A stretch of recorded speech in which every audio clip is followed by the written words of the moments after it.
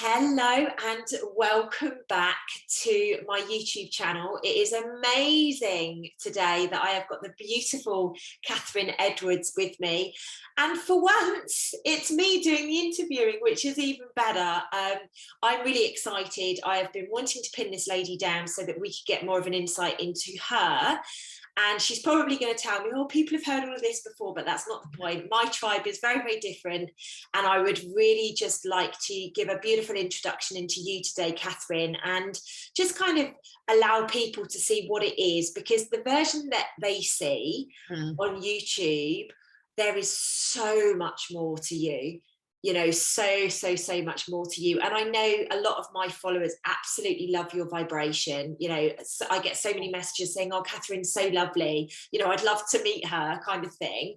And it's beautiful that you know, that they're picking up that vibration. But what I love about you most, Catherine, is that you are a dark horse. There is a lot behind, there's a lot that you do and that you can do that a lot of people wouldn't know about. So I guess first and foremost, maybe just give a little introduction to you, and then what I would like us to do, if it's okay, is kind of step back through, because I know you're ex-corporate and things like that. I'd just like to almost go through a little bit of a journey with you, if that's okay. Yeah, sure. Sounds like fun. First of all, thank you so much for having me on. It's such a pleasure. I made a commitment to myself, sort of, when I started this journey, that I would only really be speaking and spending my time with people that really uplift me, and you are right up there at the top of the list. So thank you so much for having me on, and for anyone who's listening today. And as I say, my name's Catherine Edwards. I'm from the UK as well as Lucy, and living in the middle of the countryside. I've got my dogs on the sofa with me here. I've got my cats there. I'm a massive animal lover, mum to two humans and lots of four-legged creatures. And really just taking everything by the gut. You know, I've none of what I'm doing now is planned, Lucy. So I'm just taking each day as it comes and really going with what I feel drawn to do, rather than any pre-planning, which is hysterical, because it's my corporate career, I was a project manager. So yeah, throwing all that out and just seeing where life takes me at the moment.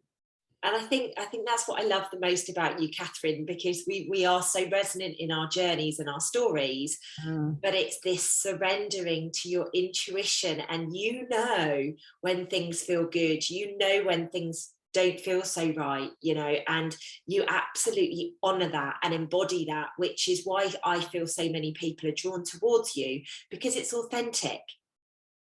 Oh, thank you. I think it's so important to be, and I think it's one of the advantages of getting older, is you do get to know yourself a lot better and feel more comfortable in your own skin, because there's no way I'd have done this. You know, when I look at the people in their 20s and 30s doing this, and I'm thinking, wow, you know, good on you to have that level of self-knowledge at that age. It's taken me quite a long while to get there, and I'm still on the journey and having such fun with it, Lucy. But, you know, I think what this has taught me over the years is really not to take yourself too seriously. So important. Yeah. We've got to ride the waves, haven't we? Yeah. What just popped up then, I was like, yeah, we just got to ride our broomsticks.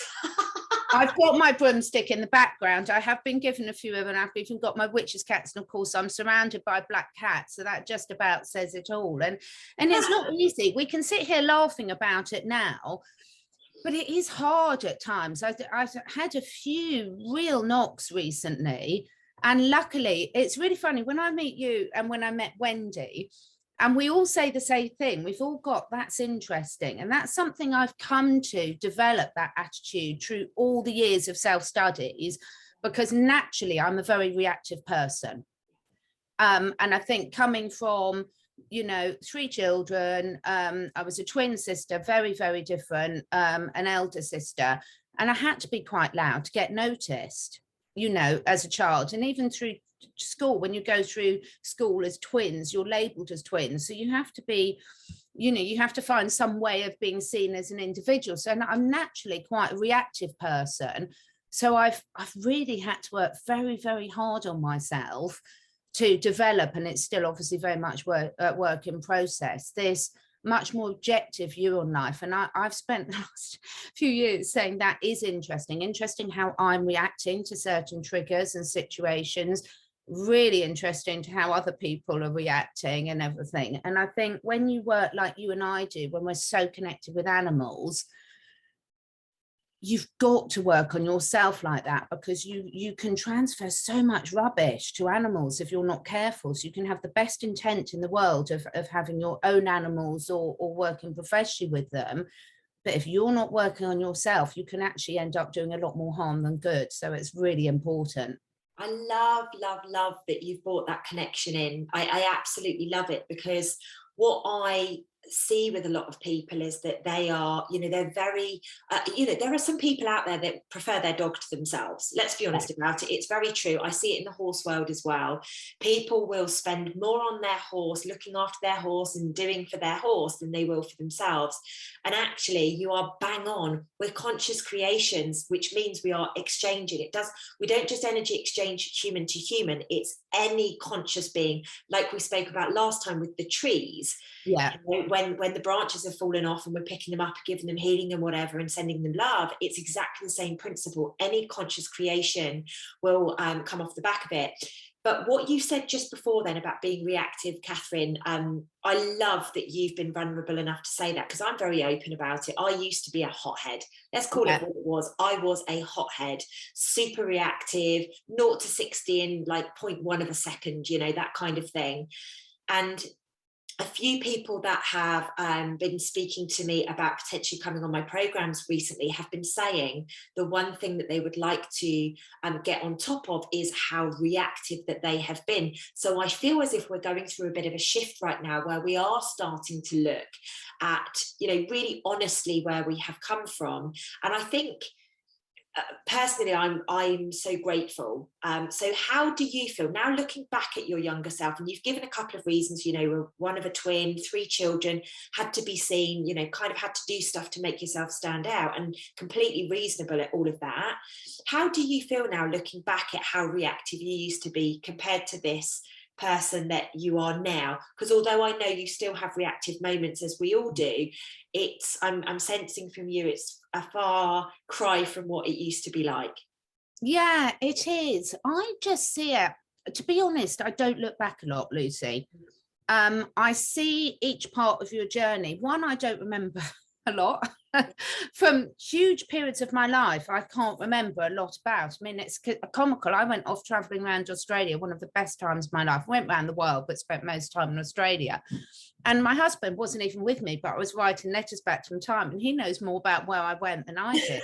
I think. But when I look back, what I find really interesting, when it really reminds me, is my family, my close family. I'm not talking about my children, my sisters, my parents, etc. Other people who've known me for a long while. What's really interesting, Lucy, is an awareness that they don't see the new me. They've just got programmed in the old me. And that's very stuck. So, once you've got a label, it's really difficult to drop it. Wow. With a lot of people. And it's funny, I had a situation with a family member a few months ago, and it was hysterical because they reacted so extremely, but their criticism was about me being reactive. And I was just sitting there calmly, and it was like a comedy show, because I could see it and they couldn't see it at all. They couldn't see that everything they were blaming me on was where they were at now. And I'm just not that person anymore. So I don't look back on it really and think wasted years or anything like that, because I think it was just all part of the journey of where you are and where you need to be. And if you came out of the womb knowing everything, it would be a pretty boring life, I think. Oh, it would. It really would. And I love that you intuitively, so I've done a post on one of my Instagram accounts this morning, my business account, all about deleting the old version. Right. Oh, how funny. Yeah. You're just tapping into that. So thank you for doing that. That's amazing. Joining in there. Cat. Oh, yeah. I can see the pony in the background as well. Yeah, they're coming out, they're going up to their other field and Oh, everything. I've got someone lovely. helping me, so it's just lovely, it's just gorgeous. So Oh, if I I'm around, just checking she's getting past the house properly. But it's an interesting one, isn't it, about how people do it. And it's so funny because if you were to ask my sisters, or my mum might have changed recently because I've spent a lot more time with her since my dad died. But it's so funny, you know, my mum said to me on those occasions, oh, no one can change their personality. And I was like, you absolutely can. Wow. And I have, but I even notice it with really old friends and everything. It's interesting, and it makes me realize how many people are really not present with other humans, animals, nature, because they're still stuck in the past. So they're not really interacting on where you both are right here, right now. They're reacting based on past patterns, past memories, etc. And I find that really fascinating. Yeah, and the other thing that I've noticed, and this might resonate with you, they're actually reacting based on where they are. Yeah. Actually, it's a projection rather than oh, this is what you used to be like. They're kind of like pulling in the old memories of the past, but projecting based on where they are with themselves, which is a fascinating dynamic. And that's a perfect illustration, what you've just spoken through, of the different levels of consciousness that we're currently living in, right? Yeah. We're living in multiple paradigms at the moment. And we've never quite clearly been able to see them as clearly as we can right now. And it's like, wow, how can that person that I'm sat right next to not see that?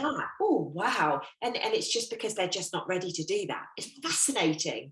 It really is fascinating. And that's where the whole face nappies and everything have been perfect, because it's giving you an instant visual of, like, you can't hide behind that, you know, because actions do speak more than words. And so how people have been actually behaving and actioning has sort of overridden what they might be saying.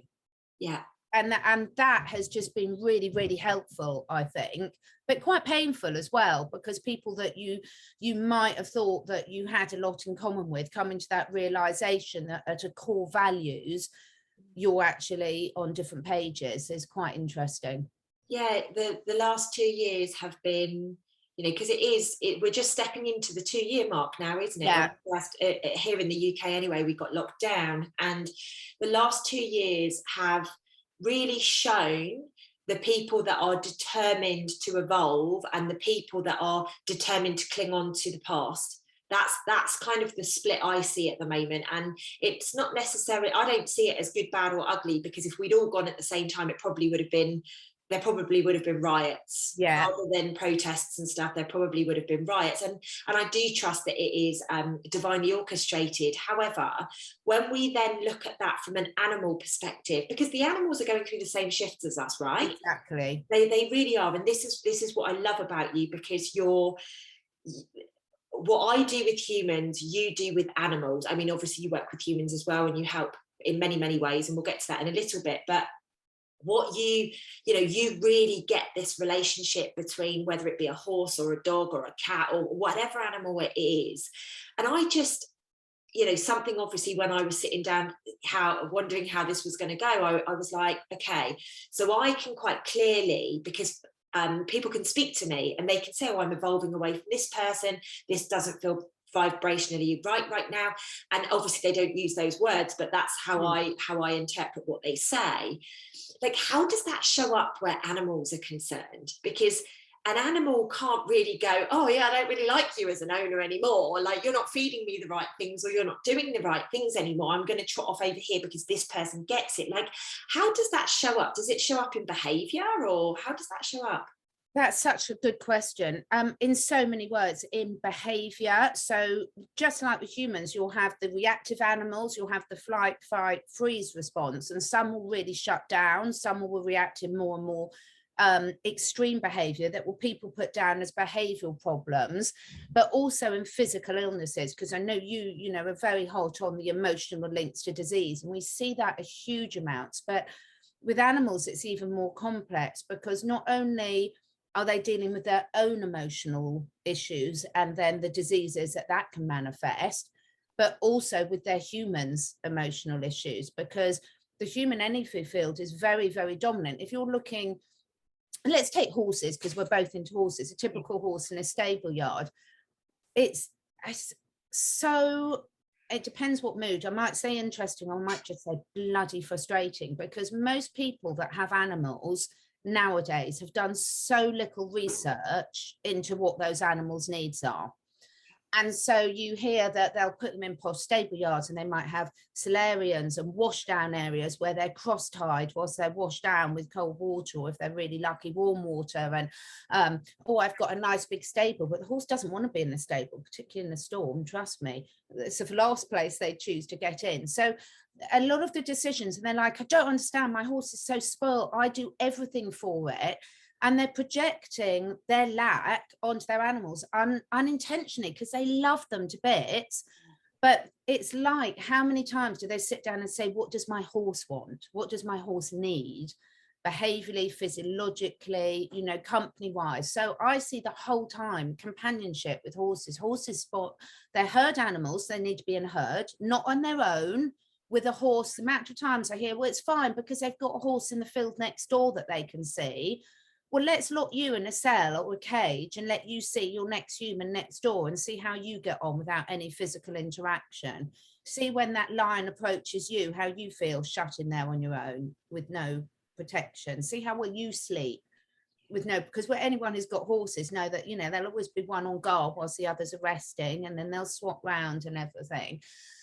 So the animals, they're just having to cope with so much. And this isn't a blame point of view to the humans, but I do find it a little bit more than a little bit frustrating now, how little time people that. If people put as much time into looking about the nutritional needs of a horse, and I don't mean going to your local feed manufacturer and seeing what they're going to sell you, you know, anyone who's feeding their horses soya, I don't care how many nutritionists have said it's good for you. It's not. When in the world would a horse ever have access to soya?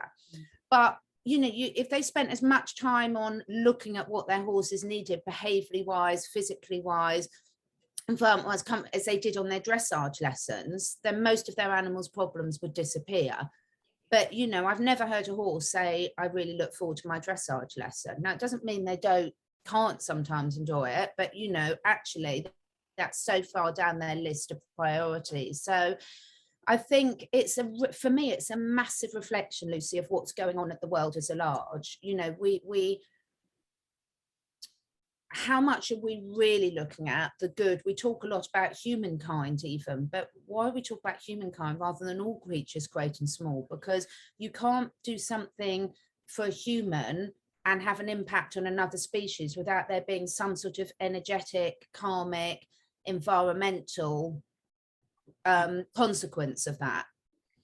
I love what you have said there, and I had so many questions popping off all at the same time. I was like, oh my god, this is so exciting, because obviously I'm a rider. I used to have my own horses. I love horses so much. I do a lot of Reiki and a lot of healing on horses. I absolutely love it. I can tap into their energy when I'm riding them. I can tap into their thoughts, and quite often I'll get on a horse and I'll be like, what's happened? Why is he sad? Like my riding instructor, she's amazing, but she's always like, can you just do me a favor and just go and figure out what's going on with this horse, because he just seems a bit sad or something like that. And I can tap into their frequency, which is absolutely amazing. But that's me. Yeah. And obviously me and you are very aligned with this. So to somebody out there that has got a flighty horse, for example, you know, pretty well behaved in the field or in the stable or whatever, but maybe when they get on it, it's a little bit crazy or something like that, where would they start in where to begin to maybe bring some more peace into that animal? Or it could be a cat, or like whichever animal you choose. Well, let's take the horse example, and this would be very similar for dogs. So the first thing you always want to rule out is pain. Yeah. And as a therapist, I haven't been out and about to see as many horses, not because none of my clients have been worried at all about lockdowns or restrictions, but purely I just haven't had the time. Yeah. And I've got some trained people up now that can go and do some of it for me. But I would say the vast majority of horses that I see, their tack is causing pain, even when they've had a saddler out. Take flash nosebands, the coolest thing ever. You know, if I tied, before you went out for your jogs in the woods that you put on Instagram, if I tied your nose and mouth shut so you couldn't breathe properly, how good a friend would you think I was? Yeah, yeah. So it's frightening how much pain, and you do not have to be an expert to check it out. So when your horse is bridle on, check. Have you ever worn a pair of sunglasses or something that just a bit too tight here or a bit too tight here or a bit of pressure there? And it's really painful, and it's something really minimal, but you know, suddenly if you've got the marks there and you end up with a headache, well, check for pressure points where the buttons are, check where the bits join, where there's pressure points. Never, ever, ever, ever put a flash noseband or even a drop or a grack or anything on your horse, because if you have to use one of those to ride them, fundamentally your relationship's broken anyway. So people say I have to because my horse is this. And I'm like, well, if you did that to a dog, you'd be arrested for cruelty. So pain. And so one of the first things I do with my clients is to teach them how their horse is in pain. Because if you were to go to the doctor, Lucy, and say you had really bad stomach pain, and if you knew that if you went to a doctor, that the first thing they were going to do is sedate you and shove a tube down your throat, you might be reluctant to tell the doctor you were in pain. And this is the same with our animals. So sometimes when you've got a vet come in, they can pick up the intent, and there's some brilliant vets around, but vets have a certain range of tools and techniques that they can use to diagnose, and most of them are very invasive and people want quick answers. So an animal's only going to tell you in pain. Horses are herd animals, and when they're in the wild, they're prey animals. So if you've got a herd of horses or zebras out in the wild, which one is the predator going to go for? The one that shows that they're the weak link. So if they're showing pain, or they're lame, or they're showing that they're giving off pheromones because their microbiome's out of things, they know they are the weak link and they're vulnerable, and the predators can home in on that. We're a predator to a horse. We are a predatory animal. So they will only show you where their issues are if they trust you to make the right choices for them. So look at what we're seeing with a lot of the little people now coming out. How many stories, consistent theme, they couldn't tell people, there wasn't anyone they could trust. This is what our animals do. Are you going to listen to them? If your horse is behaving like that, it's either pain, it can be nutritional deficiencies as well. So if you've got mineral imbalances, deficiencies of certain vitamins and minerals, that can affect the way your nerves fire and put you on high alert. So, you know, most people know that if you give a child orange squash or Cocoa Pops, they're going to be a bit hyper. Exactly the same with our horses. But also if any animal, whether it's a human or other thing, is missing certain key nutrients, then their body's in a natural state of stress. And it also can be how safe they feel with the person on them as well. You know, how safe do they feel with that? Are they being taken away from their friends? Are they comfortable where you're riding them? Because horses should be allowed to react. And most horse riders nowadays, they expect their horses not to react, but they're a prey animal. You don't want to be on a horse that's so shut down, it's not relaxed into their environment. So you want them to react in a non-extreme way and to come down. So just like a person that's chronically stressed, and you and I know all about this because we've both been there, done that, got the t-shirt.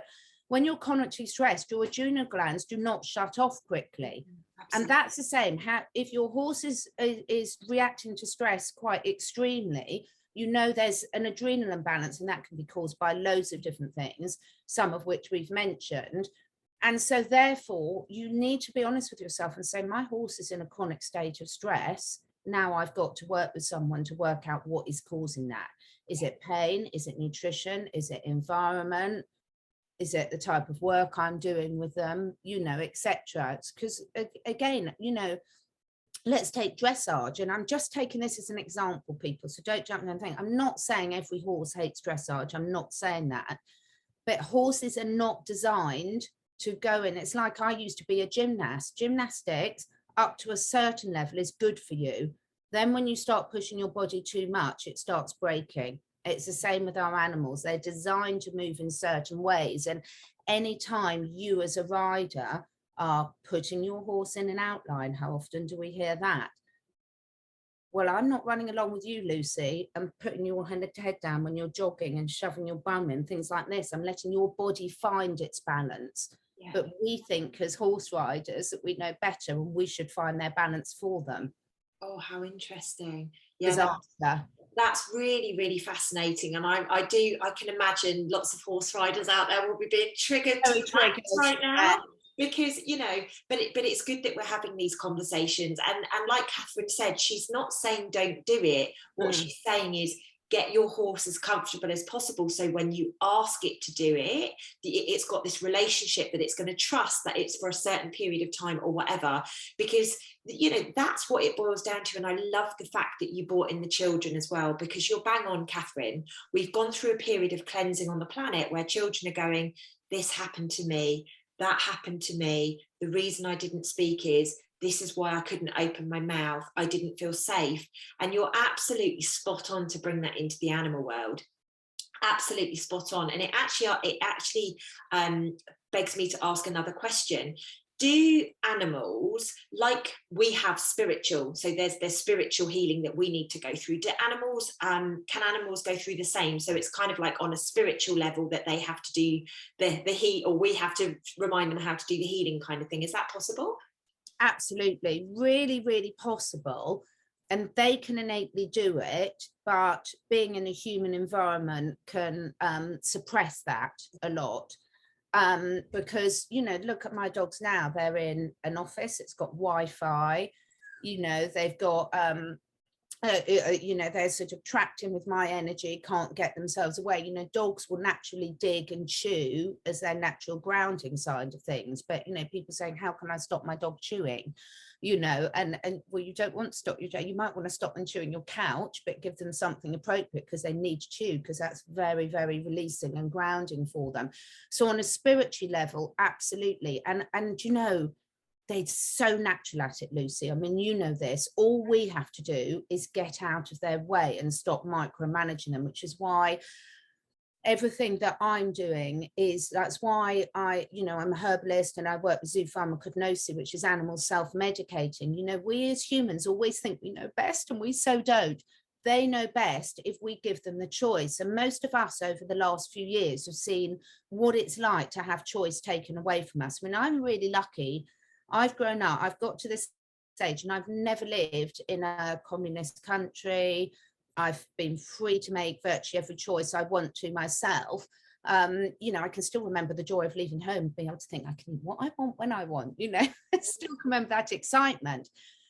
And however good animal parents we are, we make virtually every decision for them. So how many people do you in your life, however much you love them and like them, but how many would you trust to make every decision about what you eat, who you interact with, where you're locked in, what equipment you have on, what you wear, how to, don't be silly. Of course, this girth doesn't hurt when I do it up. Don't stop being naughty. And like, okay, let someone come and yank your belt and see how you feel. Yeah. Wow. It's like, you know, it's half them. And I'm not saying it doesn't happen. I've got loads of animals, but I'm just saying with a little bit more awareness and understanding, you know, do you know your dog, your horses? It's less with cats, because cats can tend to go off and do what they want when they want. But with a dog and a horse, you know, we all have our natural cycles of the day, and yours might be different to mine. Times when you feel very energetic, times when you like to exercise. How long do you need after a meal to let your meal? It's very individual for people. But, you know, if we go and get a dog or a horse, you know, they might be fast asleep digesting their breakfast. And I'm like, come on now, we're off for a walk. And then they're like, my horse is being rude, it won't let me catch them, or it's slow coming in from the field. Well, it was deep in its meditation, whatever you want to call it in horse world. And you've decided it's got to come in now, wake up straight away now, bang, bang, bang, bang. That's like you sitting there and be halfway through your medication and me coming and putting a lead around your leg and dragging you into a spinning class. Yeah. You know, you might not be ready for it. Yeah, absolutely. I love that perspective, Catherine. I think a lot of people are going to be like, oh my gosh, this is just such an interesting conversation, because it is for me, you know, because I often, you know, I'll always, before I ride, I tend to go down and just make sure I give them some love, and I give them a little, you know, I have a little bit of not a healing session per se, but I connect in with their energy, and I'm like I'm your friend. If there's something that you've got to show me, and we'll work together on this. And it's something, because that's what I do with myself before I go and run or whatever, and I connect and I say, bring me whatever signs I need. It's actually very beautiful that I have the time to do that with the animals. But how many people would even think about that? Because I just do it intuitively. Yeah. I don't consciously think, oh, I need to go there to make sure the horse is ready, to make sure he or she knows that it's time to like G up and we're going to go for a ride or whatever. I've never consciously done that. I've done it intuitively. So let's say, for example, somebody out there is watching and they've got horses, or maybe they work at a stables or something like that. How can they do the best for the horses in that situation, so that they can prepare them, or maybe even dogs or something like that? Yeah. You know, how can we as humans, obviously you've mentioned working on yourself is an absolute must. If you want your animals to be peaceful, clean your own energy field up, so that when you're exchanging energy with them, they don't pick up your stuff, it's just their stuff that they need to deal with, which I think is very, very fair. What other tips could you give us, so that, you know, we do make the horses experience the best, or we do make the dogs experience the best? Like what can you suggest for us? Well, perfect that you've covered that bit of clearing your own energy field, because that's so important. The second thing I would say is, remember, you're meant to be having a two-way relationship with that animal. So any conversation is not about me telling you what I want, Lucy, and assuming you're going to agree with it. No. I mean, can you imagine how you and I, with our personalities, would react to that? So being really honest with you and saying, are you going and interacting with your animal and having a conversation? Are you asking for permission? I like that. So, you know, how often do people come up and go like this? Now, I'm not someone, I don't want to be touched by strangers, thank you. You know, I'm quite sensitive about who comes into my energy field and everything. So don't assume, ask permission. And if you can do it out loud, you can do it in your head, but listen to the answer. Don't just say, I've asked permission, and go and start doing. How many times did we do things to our animals rather than asking them and having it as a two-way conversation?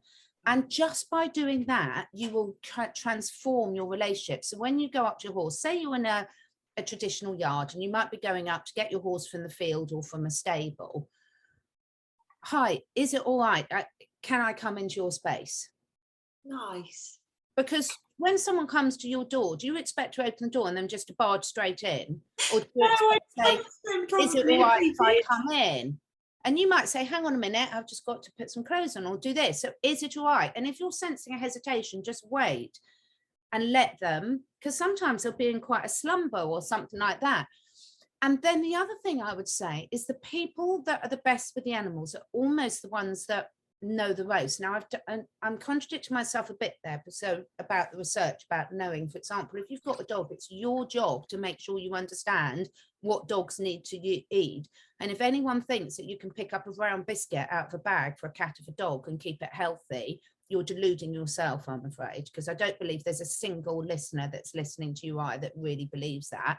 Might be convenient for them. So the first thing is asking permission, and each thing you're doing. So if you're going to groom your dog or your horse or your cat, is it all right if I brush you? And watch for their reaction. And have that conversation. But if you're going to have that conversation, you've got to be honest with yourself and say, am I going to respect a no from them? And if you're not, you've got to be honest with yourself about what sort of relationship you are building with that animal. Yeah.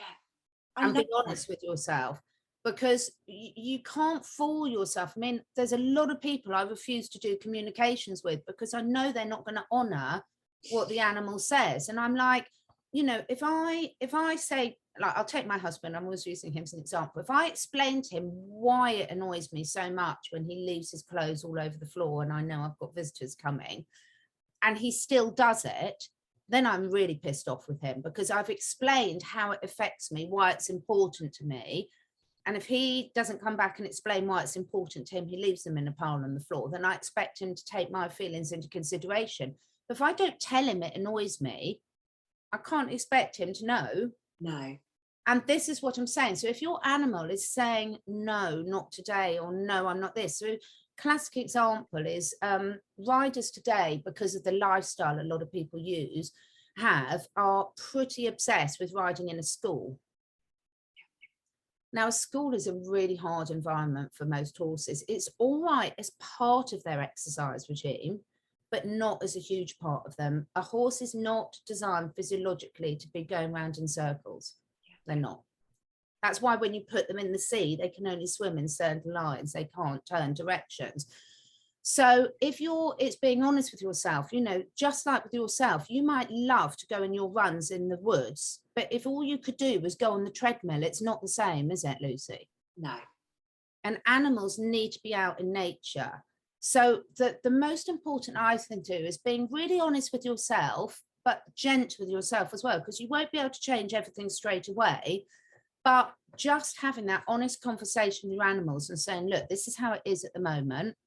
But actually, I'm picking up that you do need some friends to go out with. You do need a yard that can give you turnout. You do need to think. I mean, no horse, I don't care how posh your stable yard is, you cannot keep a horse healthy if it's spending most of its time in its stable. End of. Their digestive system doesn't work properly if they're not moving, their lymphatic system. Now, you can keep a human alive on a bowl of rice a day, and they could live to 70.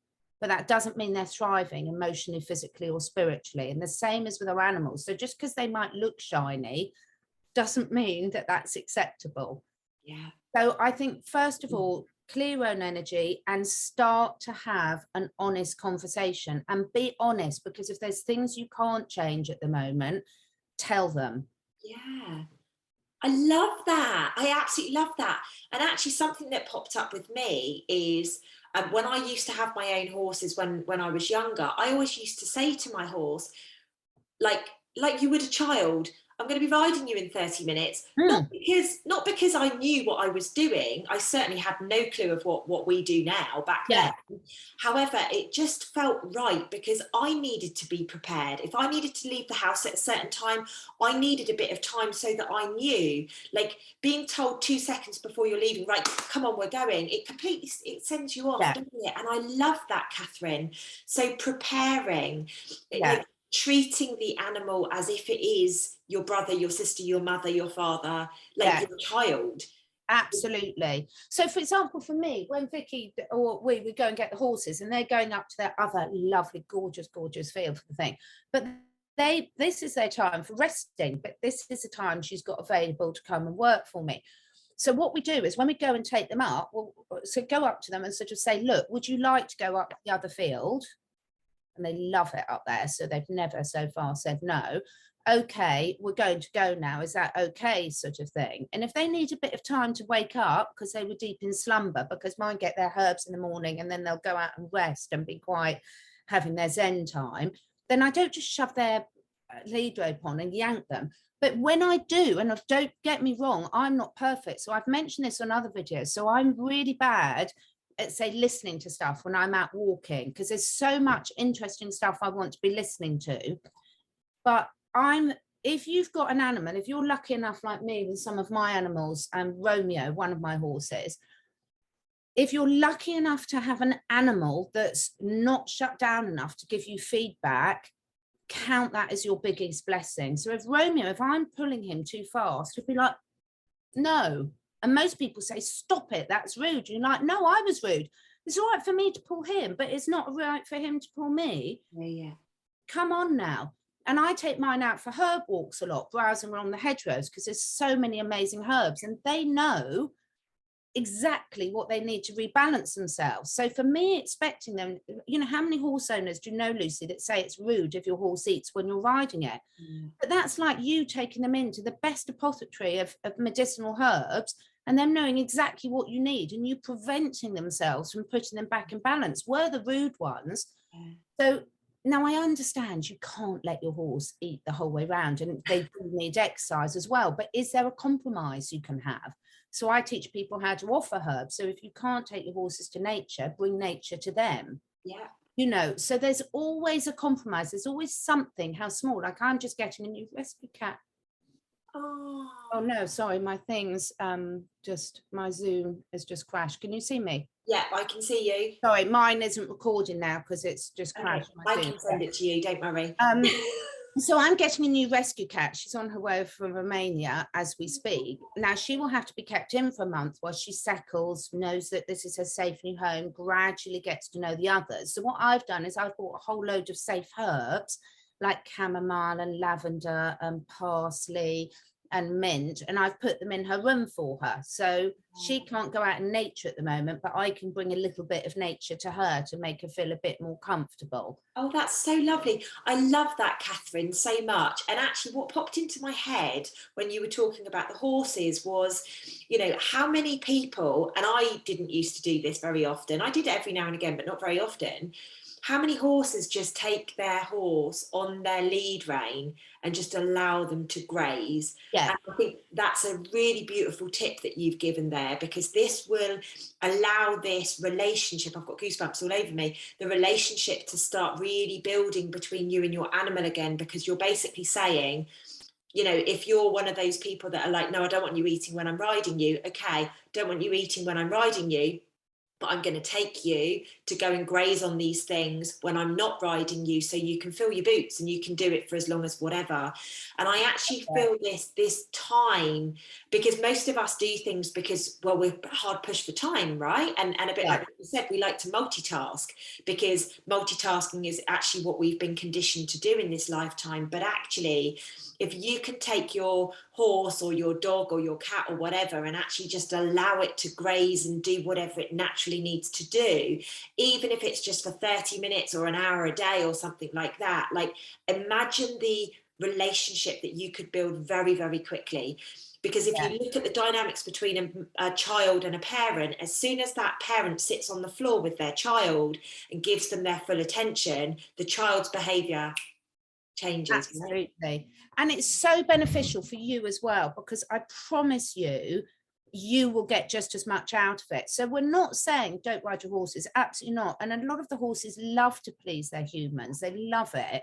And they do need exercise, and they need a lot more exercise than we're doing them. Yeah. But, you know, the best exercise for a horse is hacking it out and letting it find its own position, its own head carriage, its own body carriage and everything, not forcing it into one. But there's a give and take, and they're grateful for every little bit. So you can say to them, look, I've got 10 minutes to let you graze today. And I'm not saying they understand 10 minutes, but they get the intention, they get the energy, and they get that it's a giving back. And then when I'm going to pull them up, I don't just yank their heads up.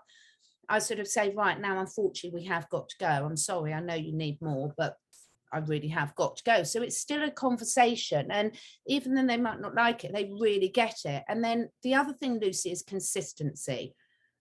The biggest problem I see with animal parents is lack of consistency. So they get really enthusiastic and they'll do something. For one, how many times does someone have the physio out and the physio shows them what stretches to do with their horse before they work, and they do it really well for 2 weeks, and then they don't do it again? And I'm really bad at myself. My daughter's always telling me to stretch, and I'm very bad. But, you know, it's really important being consistent. So when your horse or dog or whatever know that they can rely on you to do this. So every single morning, my horses have their herbs to self-select. That is a given. And therefore, they don't overindulge, they self-regulate, that, you know, they can manage the things, and it's giving them back some power, rather than it would be much easier for me to just shove it all in their feed.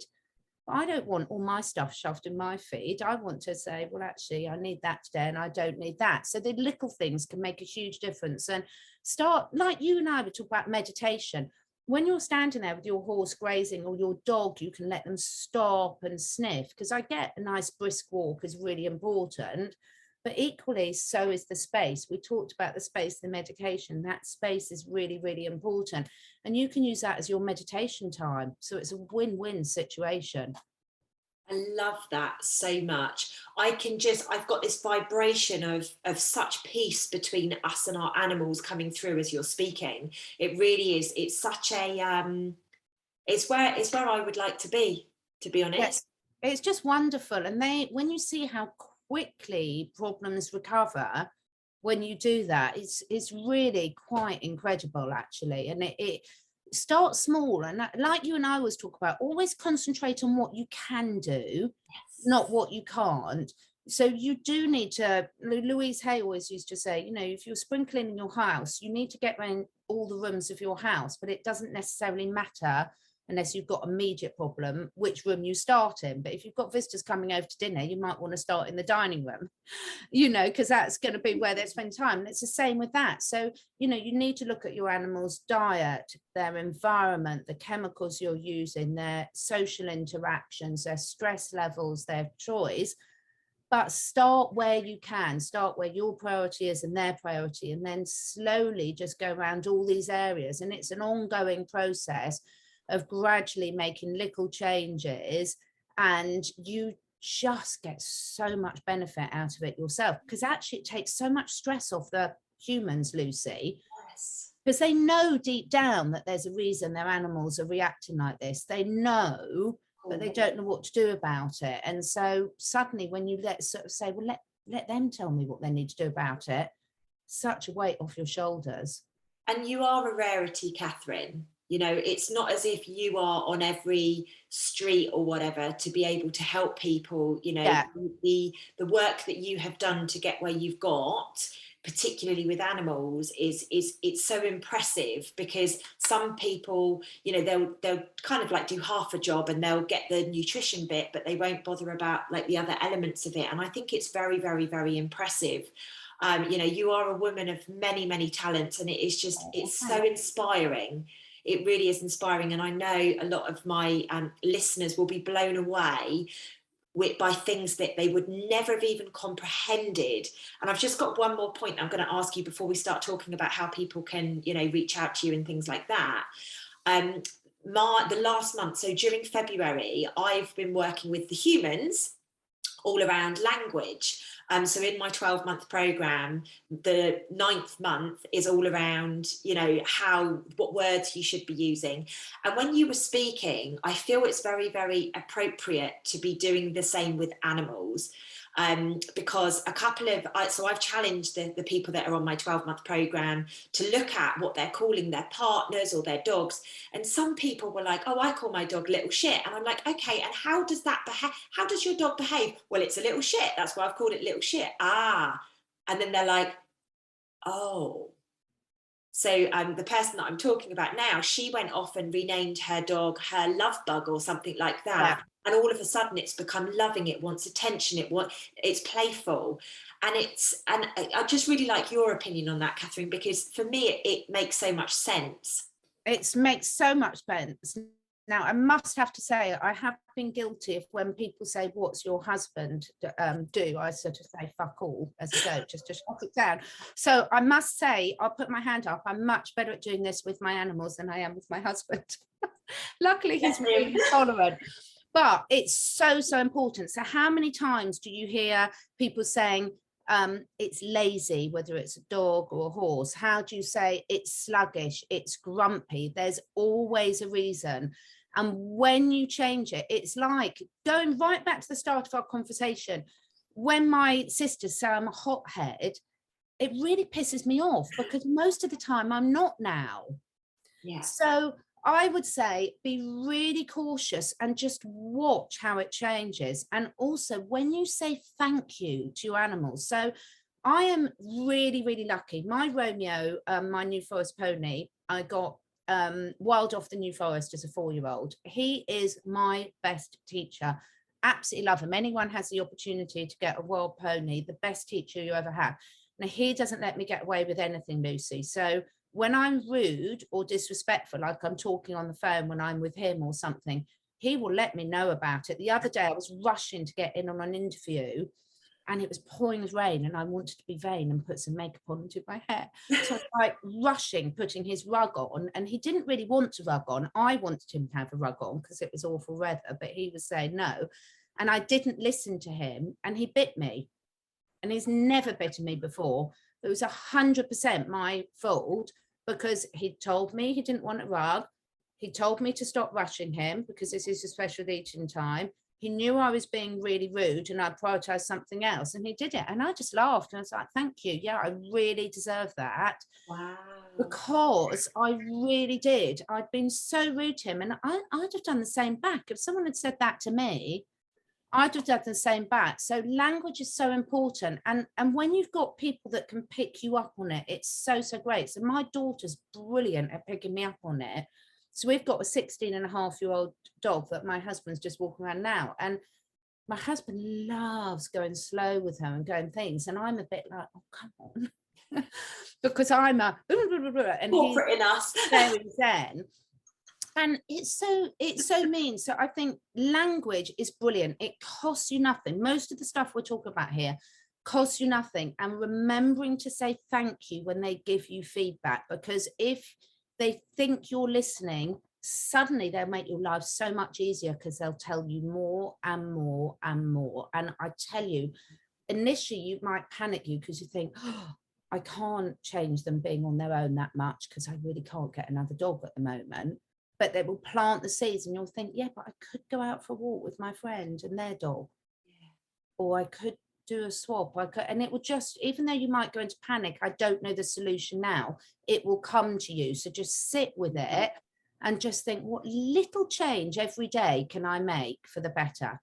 I love that, Catherine, because it's the absolute model that I share with people.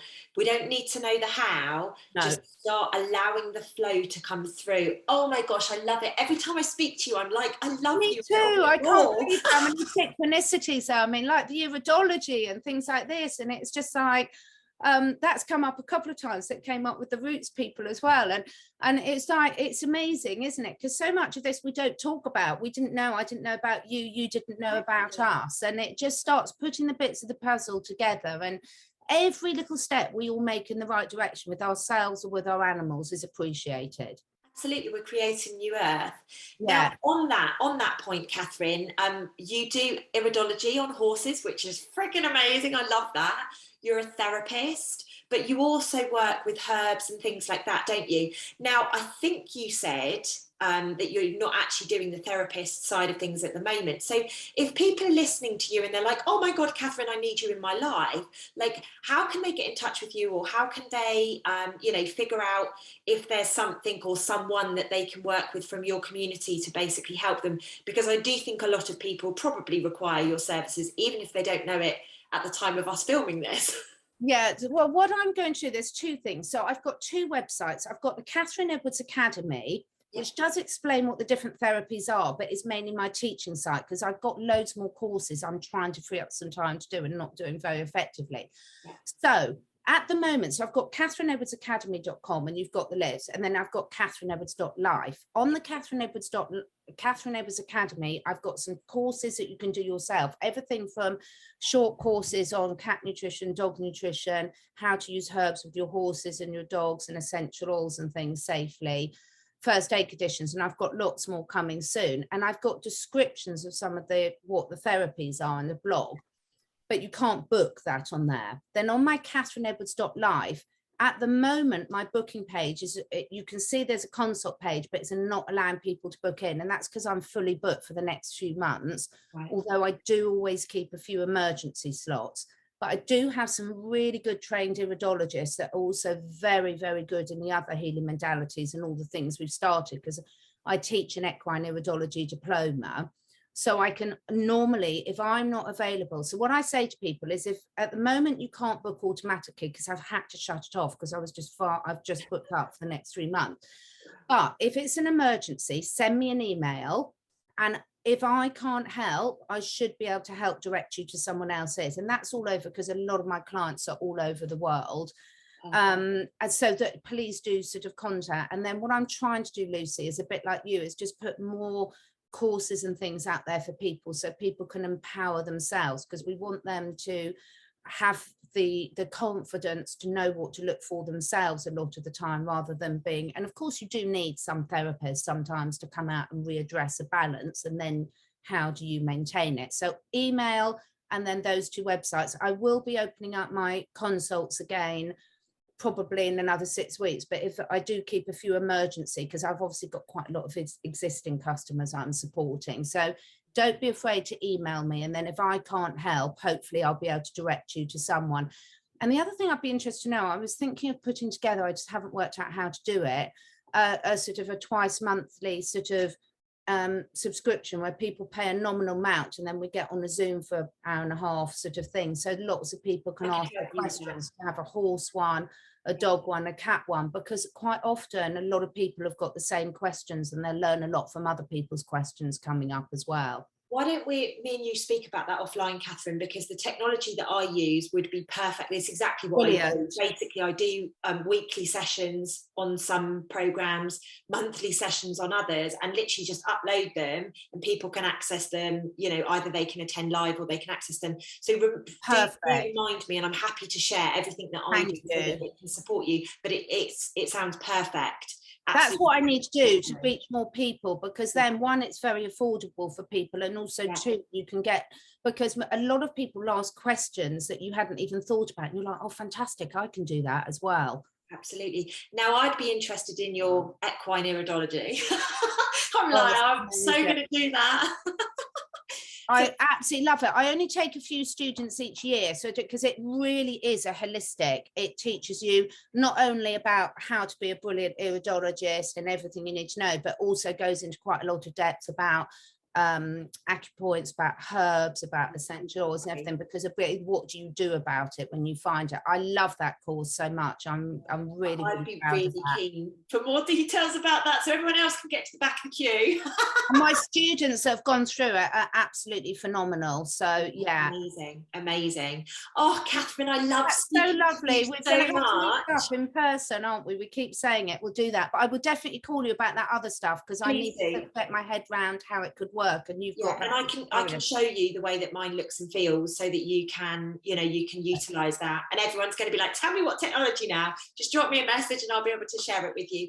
Catherine, thank you so much. I have learned so much from today. I am inspired. I really want to do another one of these with you as well, because I love the animals as much as you do. So thank you for your time.